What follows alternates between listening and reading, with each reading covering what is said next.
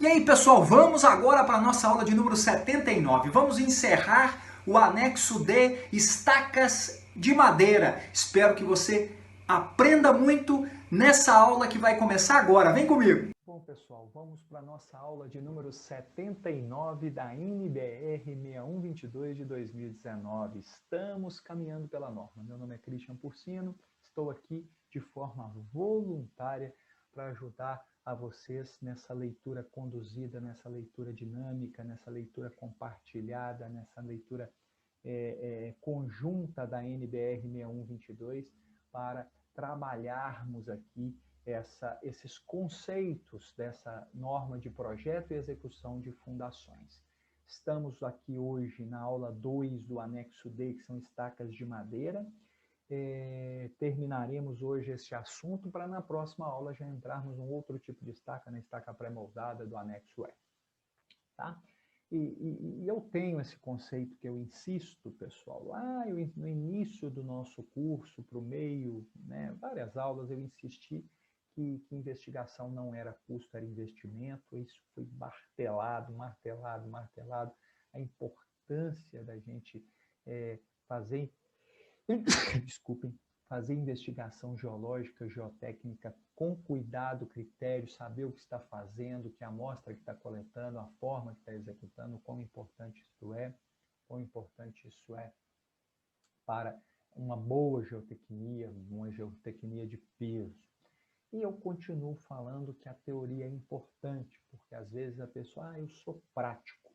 Beleza. A prática conduzida por uma boa teoria ou uma prática que a teoria não se comprova com teoria precisa ser muito bem estudada teoricamente para que surja uma nova teoria que corresponda àquela prática que dá certo. Né? Isso é ciência. Nós precisamos disso. Então, forte na teoria, forte na hora de resolver problemas, forte na hora de evitar que ocorra problemas. Manutenção preditiva, preventiva, proativa. Nós precisamos desses conceitos no nosso dia a dia. Nós já passamos por essas etapas aqui, né? Vamos passar bem rapidamente aqui, na última aula a gente falou disso. O objetivo aqui é falar de mais informações que Fundações Profundas, capítulo 8, falou, especificar os insumos, detalhar diretrizes construtivas, mostramos aqui, né, a utilização de estacas de madeira em obras bem antigas, que o bloco era ainda bloco de pedra, né, mas sob estacas de madeira, que também tem as palafitas, né, nós falamos, né, nessa história das palafitas aqui, mostramos nessas informações, aqui tem estaca inclinada, o pessoal já consegue, com a experiência local, definir como executar isso de uma forma que mantenha mais resistência e use menos estacas, né? O pessoal tem experiência na execução, e isso foi comprovado depois, cientificamente, né? Então, a ponta e o topo, ela deve ter a ponta no mínimo 15 centímetros, e o topo no mínimo 25 centímetros, né? A gente fala da questão de um segmento de reta do centro da ponta ao centro do topo permanecer dentro da estaca, evitando estacas sinuosas, né, pessoal? Nós temos que evitar esse tipo de seção, onde esse segmento sairia da seção, né? A ideia é essa quando a norma fala disso, né? Os capacetes e cepos devem proteger, né, o topo das estacas, isso com capacetes e cepos menos rígidos, porque senão eu com capacetes e cepos mais rígidos eu vou estar piorando a história, né? Então eu devo descartar as partes de cima que porventura da cabeça foram afetadas na cravação, eu devo cortar e descartar, né? Isso é uma informação importante. Quando eu estou cravando em terrenos mais resistentes, eu posso e devo usar pontas protegidas para evitar que esse impacto destrua a minha ponta e eu nem veja, né? Então é importante eu ter pontas de aço, ponteiras de aço nesses locais, né? O equipamento de cravação precisa ser escolhido, né, e dimensionado de forma a atender às peculiaridades locais, olhando as dimensões da estaca, né? A questão do martelo, nós vamos falar daqui a pouco, características do solo, condições de vizinhança, né? As folgas, no máximo 3 centímetros, não pode superar 3 centímetros. É uma informação muito importante para nós. O formato do capacete ele deve ser adequado à seção da estaca, evitando folgas maiores, né? Isso sendo maiores que 3 centímetros, isso sendo verificado periodicamente, manutenção proativa, preventiva, né? Nós precisamos fazer essas manutenções preditivas, a gente tem que estar de olho nessa cultura de manutenção para a gente corrigir de forma proativa, de forma antecipada, prevendo algum problema que poderia acontecer, evitando que esse problema aconteça, né? Isso é importante. Né? As dimensões externas devem ser compatíveis com as do martelo, de forma a evitar excentricidades na hora da cravação. Eu tenho que ter tudo compatível, tudo bem afinado na hora dessa execução. Eu posso usar prolonga, suplemento, de até 2,5 metros, quando a superfície de cravação, né, plano de cravação, né, esteja fora da minha cota de arrasamento. Essa diferença, eu posso usar uma prolonga. Agora, que cuidado que eu tenho que tomar com essa história é sempre olhar as normas de referência, né, 13.208 em questão de impedância. Mas eu também tenho um aviso importante para dar. Eu já falei isso lá na última aula, o quão importante é e necessário é, nesses casos de uso de suplemento de prolonga, eu preciso recalcular a nega específica para aquele ponto, né? Levando em consideração que a energia entre o martelo e a estaca vão ser influenciados por essa prolonga. Então, se eu tenho uma obra que em alguns pontos eu uso prolonga e outros não, eu tenho negas, valores diferenciados em função daquilo especificamente daquilo que eu estou, daquele ponto onde eu estou usando a prolonga, né? Então, isso é importante, né? O sistema de cravação deve ser dimensionado para que eu atinja a capacidade de carga até na profundidade prevista sem danificar a estaca. Então, eu tenho que ter um sistema que simplesmente seja compatível com a capacidade de carga que eu busco, na profundidade do que eu busco, sem danificar a estaca que eu estou utilizando, né? A cravação é normalmente por queda livre, né? E essa relação do peso do martelo e o peso da estaca, o martelo deve ser, no mínimo, no mesmo peso da estaca ou maior, né? Então, a relação mínima é 1 entre esses pesos, né? E hoje, especificamente, vamos falar um pouco sobre o preparo da cabeça e ligação com o bloco de coroamento, né? Esse preparo da cabeça, né?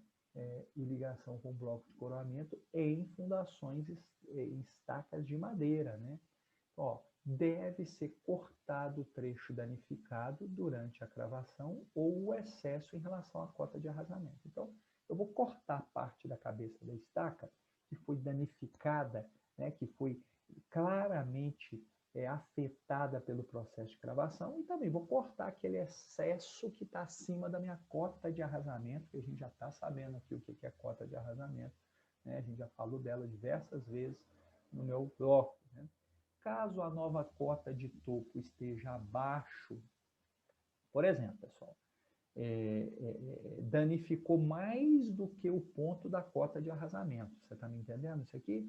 Então, caso a nova cota de topo esteja abaixo da cota de arrasamento prevista, deve-se fazer uma emenda que resista a todas as solicitações. Então, eu tenho que fazer uma emenda, essa emenda metálica ali na estaca de madeira. Eu faço essa emenda e chego com essa parte que tem a resistência compatível às solicitações. Ok? Tanto na emenda, a emenda resista às solicitações, quanto esse complemento, né? Essa emenda que eu faço, ela precisa resistir a essas solicitações, mas eu não posso deixar de cortar a parte danificada, tá? Mesmo que eu tenha que fazer emenda, tá bom? A madeira deve atender aos requisitos. Agora passei do D4 para o D5, ó. Controle para verificação e avaliação dos serviços. A madeira deve atender aos requisitos da ABNT-NBR 7190, né? Projeto de estruturas de madeira 7190. Então tem a madeira, o material, ela é uma estrutura de madeira e deve estar de acordo com a norma de referência de madeira, de estruturas de madeira. A nega deve ser medida em todas as estacas ao final da cravação. Então, a nega não é medida por amostragem. A nega deve ser medida em todas as estacas ao final da cravação. Obrigatoriamente deve ser medida em todas as estacas ao final da cravação.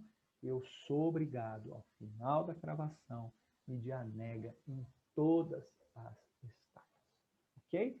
Lembrando, a gente já alertou isso algumas vezes, que a nega é diferenciada quando eu uso prolonga, né? Tem que ficar essa observação aqui. Devem ainda ser registrados os diagramas de cravação, aí aqui é diferente, ó, em pelo menos 10% das estacas escolhidas entre as mais próximas aos furos de sondagem.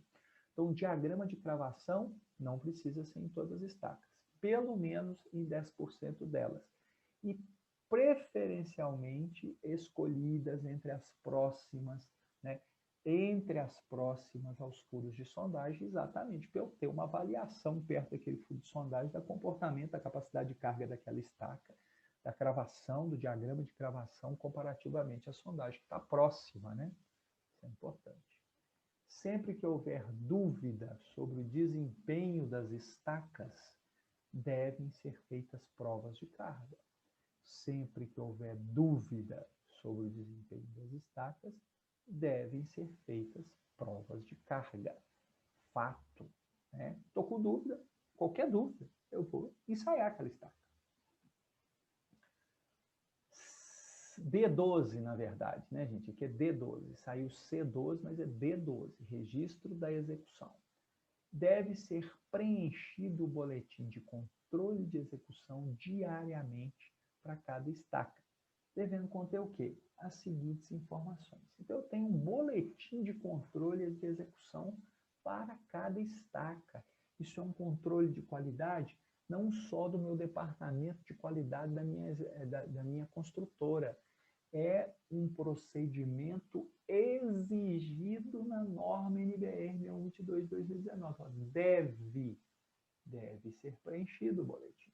E ele tem que ter, primeiro, identificação da obra, shopping fulano de tal, local, bom despacho, nome do operador, Rafael Porcino, executor, Christian Porcino, contratante, Keila Porcino, ok? Então eu tenho que ter lá, né, quem está me contratando, quem está executando, quem está operando, o local da obra, identificação da obra, tudo direitinho. Data da cravação, isso é um histórico, né? Eu preciso ter isso bem colocado. Identificação ou número da estaca. Qual estaca que é essa, né? Qual que é o nome dela, qual que é essa história para ela, né? Identificação ou número da estaca, com as datas e horário de início e término da cravação. Então, é importante eu ter esse histórico, quando começou, quando terminou, aí eu vou ter uma noção ali desse. E a importância, né? A responsabilidade de preencher isso de forma correta e verdadeira, né, pessoal? Dimensões da seção da estaca e o comprimento útil. Suplemento utilizado, foi utilizado, não se aplica. Qual foi o tipo, qual foi o comprimento daquele suplemento. Desaprumo e desvio de locação. Qual foi o desaprumo, qual o desvio de locação em relação ao projeto. Isso é importante. Características e identificação do equipamento de cravação, qual foi o equipamento utilizado, peso do martelo, etc. Informações de tudo. Negas ou repiques no final de cravação e na recravação, quando houver essa acontecer, né? quando houver, né? Mas no final da cravação eu preciso ter essas informações. Especificação dos materiais utilizados, maçaranduba, peroba, o que é isso, né? Deslocamento e levantamento de estacas por efeito da cravação das estacas vizinhas. Foi observado isso? Foi analisado isso? Aconteceu? Qual é o número da estaca que mexeu? Como que ela mexeu? A partir de qual golpe, de qual profundidade? A partir da gravação? Quando? Isso aqui tudo é importante. Observações relevantes e anormalidades de execução. Aconteceu alguma coisa relevante, alguma diferença, eu observei algo diferenciado, algo que me chamou a atenção, eu preciso colocar ali. Nome e assinatura do executor, né? Isso é importante, ele assinar. Nome e assinatura da fiscalização e do contratante. Todos aprovando o que estão vendo. Todos assinando, nomeando, colocando a sua responsabilidade naquilo que estão vendo, sendo coparticipantes daquela execução. A responsabilidade é do executor, mas o fiscal tem sua responsabilidade de fiscalizar, né? E aprovar ou não, né? Ele pode aprovar ou não, né? É uma responsabilidade dele. Agora, quando ele não aprova, ele tem que ter um argumento. Por que eu não estou aprovando? Né? Qual é a diferença? Ah, teve dúvida? Vamos ensaiar. Né? Mas tem que tomar cuidado para não ficar ensaiando todas as estacas da obra e fazer igual aquela história do teste da caixinha de fósforo, né? O cara risca todos os palitos da caixinha de fósforo e fala, funcionou, mas agora mas aí é complicado, né, pessoal? Espero que estejam realmente aí gostando das nossas aulas, estamos caminhando bem aqui na NVR 6122 de 2019. Na próxima aula já vamos entrar, na verdade, em estacas pré-moldadas, né?